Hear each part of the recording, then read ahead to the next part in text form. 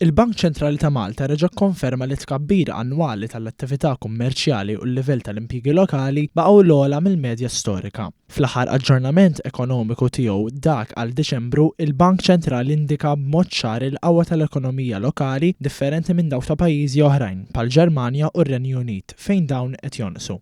Is-sentiment ekonomiku f'pajjiżna wkoll telab madwar 6% li hu kważi 10 darbit fil-mija aktar mill-medja storika.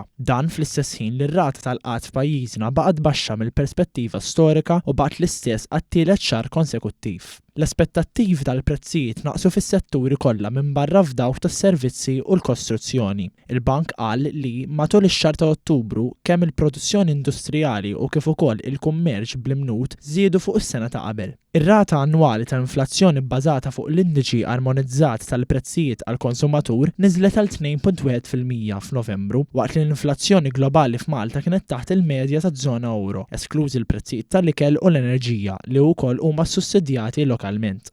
Skont l-indiċi tal-prezzijiet bl-imnut, l-inflazzjoni f'Novembru naqset għal 1.3%. F'Ottubru, il-Fond Konsolidat irreġistra deficit aktar baxx meta mqabbel mas-sena ta' qabel, hekk kif iż-żieda fit-tħul tal-Gvern kienet akbar miż-żieda fl-infieq. Il-permessi residenzjali fl-aħħar 3 xhur tal-2024 kunu ogħla mill-livell tal-istess xhur sena ilu. Dan anke jekk f'Novembru l-att ta' konvenji u kontratti ta' beħ naqsu.